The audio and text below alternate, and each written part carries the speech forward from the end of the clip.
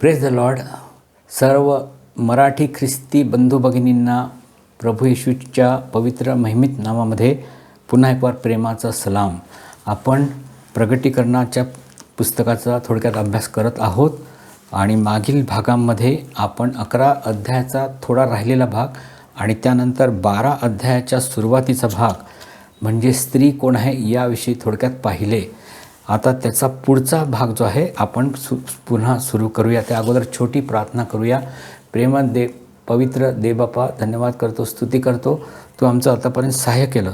हे प्रभू, मनुष्याच्या बुद्धीने आणि युक्तीने आणि त्याच्या अक्लेने काही होऊ शकत नाही. केवळ तू जेव्हा आम्हाला सहाय्य करतो तेव्हा तुझ्या वचनाचा आम्ही अर्थ लावू शकतो, अभ्यास करू शकतो. म्हणून आमचं सहाय्य कर. छोटीशी प्रार्थना प्रभू येशूच्या नावाने मागतो, म्हणून तो ऐक. आमेन. तर ही स्त्री कोण आहे याविषयी आपण असा निष्कर्ष मागील भागामध्ये काढला की ती स्त्री म्हणजे यरुशलेम नगरी होय. आणि आता 12 अध्यायाचा 4 वचनाचा मी भाग वाचतो, पुढचा भाग वाचतो. आणि त्याच्या शिपटाने आकाशातील ताऱ्यांचा 3रा हिस्सा इतके तारे ओढले गेले आणि त्यांना पृथ्वीवर पाडले. आणि जी स्त्री प्रसवण्याच्या बेतात होती ती प्रसवेल तेव्हा तिच्या मुलाला खाऊन टाकावे म्हणून तो अजगर तिच्या पुढे उभा राहिला. मग सर्व राष्ट्रांवर लोखंडी दंडाने राज्य करणार आहे असे पुरुष जातीचे मूल ती प्रसवली. ते तिचे मूल देवाकडे आणि त्याच्या राजासनाकडे उचलून घेतले गेले. आणि ती स्त्री रानात पळून गेली. तेथे 1260 दिवस तिचे पोषण व्हावे म्हणून देवाने तयार केलेले ठिकाण तिला आहे. तेव्हा पुढे आता आपण जेव्हा जातो, स्त्री म्हणजे यरुशलेम नगरी आहे हे आपण पाहिले. आता ही स्त्री एक संतान पुरुष संतान तिचा प्रसवते. आणि आता पुढचा प्रश्न हाच आहे की हे पुरुष संतान कोण आहे.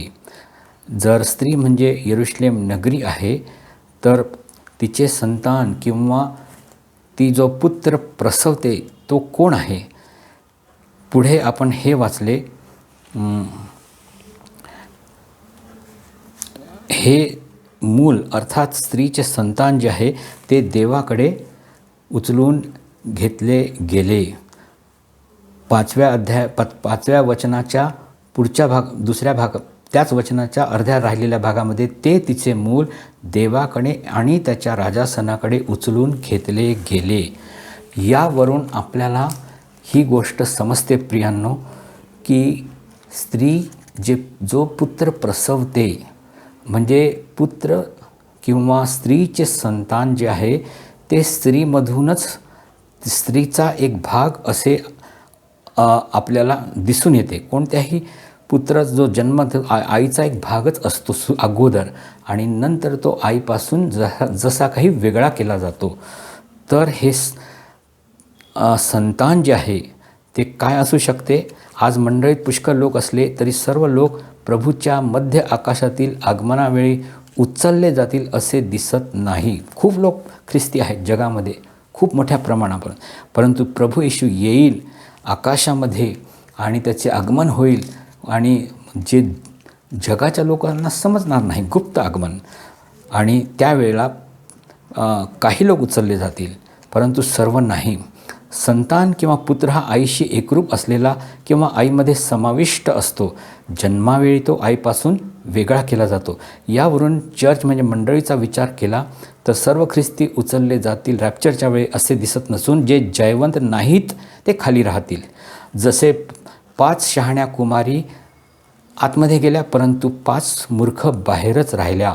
हे आपल्याला 10 कुमारीच्या दृष्टांतामध्ये दिसते किंवा समजते. फक्त जे विजयी ख्रिस्ती आहेत ते उचलले जातील. कारण आपण असेही वाचतो की दोघे एक काम करत असतील, एक उचलला जाईल, एक ठेवला जाईल. ज्यांनी विजयी ख्रिस्ती जीवन व्यतीत केले व ख्रिस्तामध्ये मरण पावले आहेत ते उठवले जातील. परंतु ज्यांनी विजय मिळवला नाही तर आपला जीव मिळवला ते मंडळी उचलली जाण्यावेळी पुन्हा उठतील काय. प्रकटीकरण 20 अध्याय आणि 5व्या वचनात असे लिहिले आहे परंतु ती 1000 वर्षे पूर्ण होईपर्यंत बाकीचे मेलेले पुन्हा जिवंत झाले नाहीत. हेच पहिले पुनरुत्थान होय. तर प्रियांनो, आपल्याला आता पुन्हा एक वार ही गोष्ट समजते. स्त्री म्हणजे यरुशलेम नगरी आहे, ज्यामध्ये राहिलेले ख्रिस्ती लोक आणि इस्रायल लोक येतात. आणि स्त्रीचे संतान म्हणजे जे विजयी किंवा जयवंत जीवन अगोदर जगले जुन्या करारातील, त्याचप्रमाणे नव्या करारातील जे ख्रिस्ती होऊन गेले आणि इस्रायल होते, अब्राहम, इसहाक, याकोब वगैरे आणि त्यानंतर मोशे वगैरे सर्वजण जे आहेत, जे प्रभूचे लोक म्हणून जगले आणि त्यांच्याबरोबर दुसरेही कितीतरी असतील आणि ते आणि ख्रिस्ती असे सर्व मिळून जे प्रभूसाठी जयवंत त्यांचं जीवन होतं ते उठवले जातील आणि ते वरती देवाकडे घेतले जातील. आणि यावरून स्त्रीचे संतान जे आता आणखीन यापुढे दिलेले आहेत 2 अध्यायाच्या 27 वचनामध्ये लिहिले आहे, तो लोखंडी दंडाने त्यांच्यावर राज्य करील. आणि या ठिकाणी देखील आणि तो लोखंडी दंडाने त्यांच्यावर राज्य करील. या ठिकाणी आपल्याला ही गोष्ट दिसून येते की हे जे संतान आहे ते लोखंडी दंडाने राज्य करणारे असे आहे. आणि यावरून 12 अध्यायाच्या 5व्या वचनामध्ये आपण हे ऑलरेडी वाचले. मग सर्व राष्ट्रांवर लोखंडी दंडाने राज्य करणार आहे असे पुरुष जातीचे मूलती प्रसवली. यावरून आपल्याला समजून येते प्रियांनो की हे स्त्रीचे संतान म्हणजे सर्व जयवंत जुना करार व नवा करार येथील सर्वजण आहेत आणि अगोदर होऊन गेलेले आणि आता असलेले नवे व जुने विश्वासी होत. सर्व ख्रिस्ती बहुतेक करून उचलले जाणार नाहीत. आणि पुढे 12 अध्यायाच्या 6व्या वचनामध्ये आपण वाचतो, आणि ती स्त्री रानात पळून गेली, तेथे 1260 दिवस तिचे पोषण व्हावे म्हणून देवाने तयार केलेले ठिकाण तिला आहे. 1260 म्हणजे बरोबर 3.5 वर्षे. 3.5 वर्षे तिचे पोषण व्हावे म्हणून देवाने तिच्यासाठी जागा तयार केली. तरी लढाई आहे आणि ख्रिस्त विरोधक हा लढाई करणार स्त्रीबरोबर. परंतु तिला मदत करायला प्रभूने देखील काहीतरी अनुग्रह ठेवलेला आहे. आणि हा जो शास्त्रभाग आहे मत्तई 24 अध्याय 6 ते 20 तसेच लूक 21 मधील 20 ते 24 या भागांशी जुळणार. आपण त्याचा जर अधिक अभ्यास केला तर आपल्याला दिसून येते. दुसरी गोष्ट 1260 दिवस म्हणजेच 42 महिने किंवा 3.5 वर्षे होत. तर अशा प्रकारे ही गोष्ट आपल्याला समजते की स्त्रीचे संतान म्हणजे जे लोक जे प्रभूच्या येण्यासाठी योग्य ठरले गेले आहेत ते उचलले जातील आणि त्यानंतर बाकीचे हे जरूर खाली राहतील. स्त्रीला उडून जाता यावे म्हणून गरुडाचे पंख या ठिकाणी आपण वाचतो की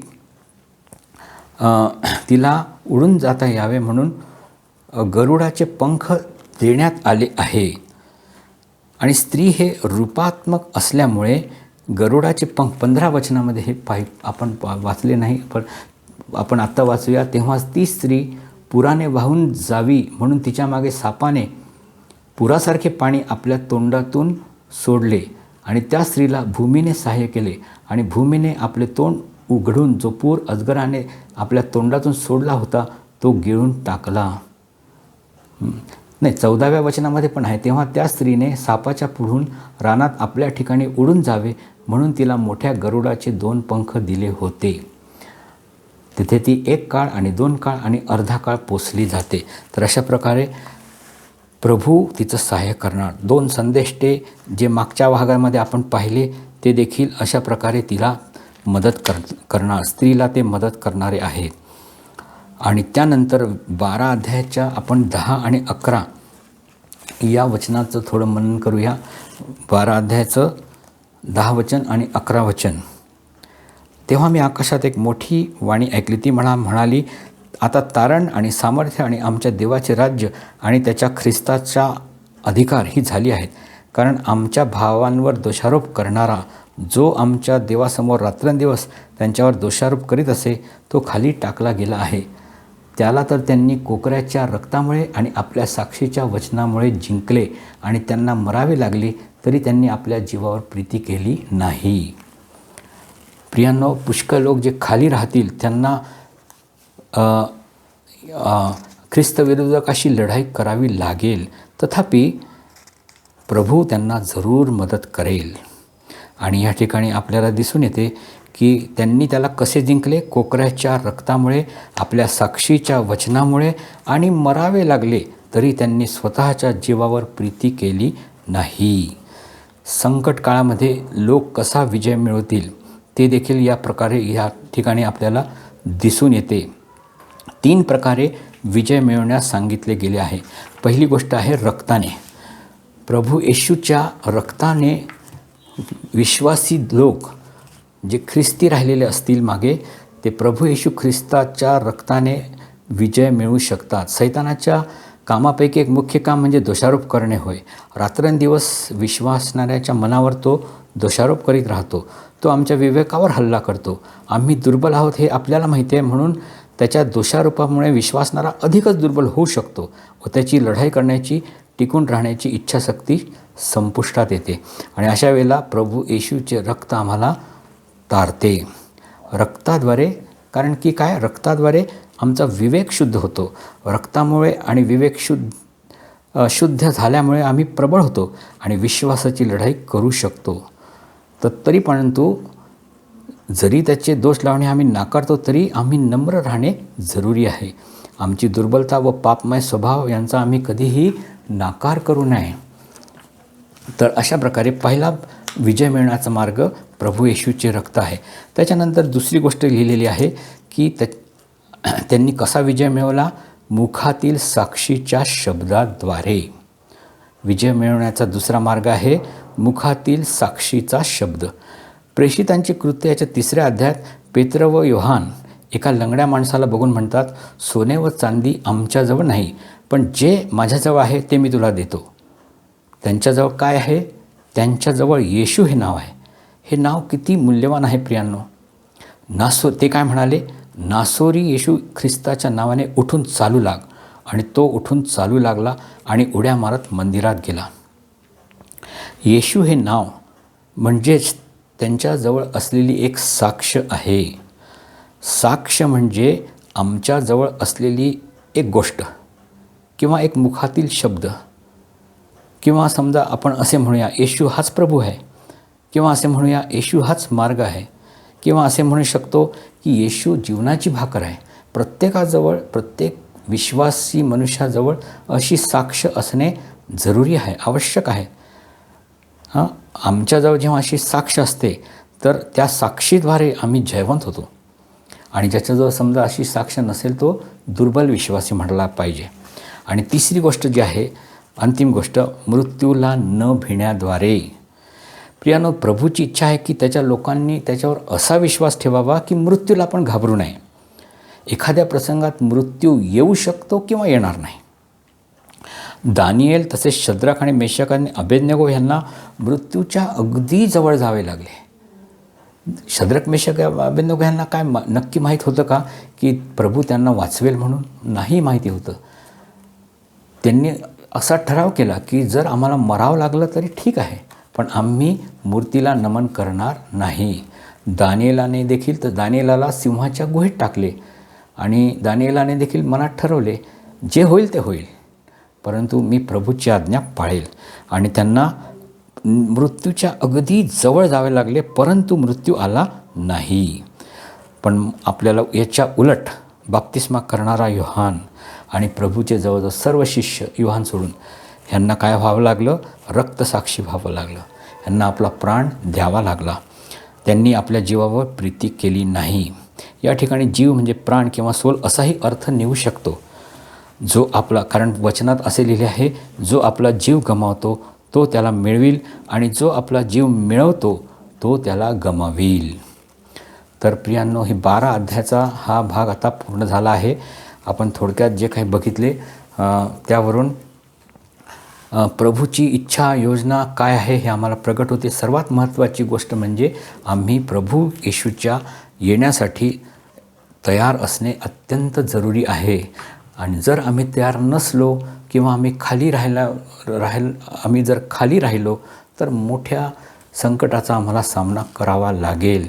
यामुळे सर्व विश्वासी बंधू भगिनींसाठी हीच महत्त्वाची गोष्ट आहे की काही असो प्रभू येशू येईल त्यावेळी मी तयार राहिलो पाहिजे आणि प्रभूने मला उचलावे म्हणून निर्दोष आणि निष्कलंक तोच मला ठेवू शकतो, म्हणून त्याची प्रार्थना करायला पाहिजे. प्रभू आम्हाला सहाय्य करो. छोटी प्रार्थना करूया.